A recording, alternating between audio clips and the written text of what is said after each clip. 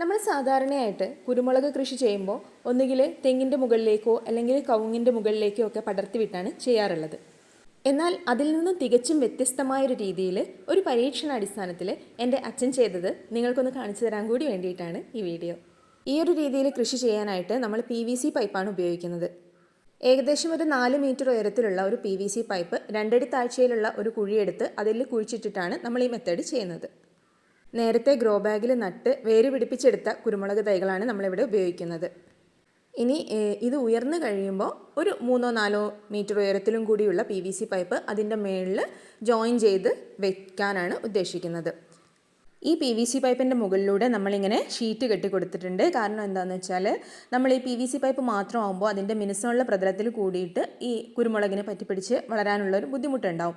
അപ്പോൾ ഇങ്ങനെ ഒരു ഷീറ്റ് കെട്ടിക്കൊടുക്കുകയോ അല്ലെങ്കിൽ ചൂടി ഇങ്ങനെ റൗണ്ടാക്കിയിട്ട് നമ്മൾ ഇതിൻ്റെ മുകളിൽ മുഴുവനായിട്ട് കെട്ടിക്കൊടുക്കുകയോ ചെയ്യാം.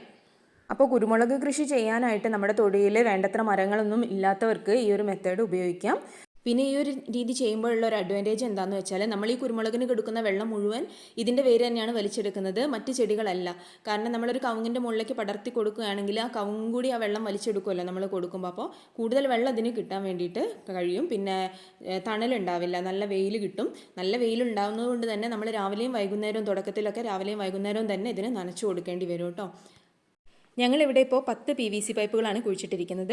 പിന്നെ ഈ PVC പൈപ്പുകൾ തമ്മിൽ ഒരു മിനിമം അകലം വേണം. അതായത് ഒരു 7 അടിയെങ്കിലും അകലത്തിൽ വേണം ഓരോ PVC പൈപ്പും വെക്കാൻ വേണ്ടിയിട്ട്. അപ്പോൾ ഇതിൻ്റെ കൂടുതൽ കാര്യങ്ങളും അപ്ഡേറ്റ്സും ആയിട്ട് നമുക്ക് നെക്സ്റ്റ് വീഡിയോസിൽ കാണാം. Okay, by.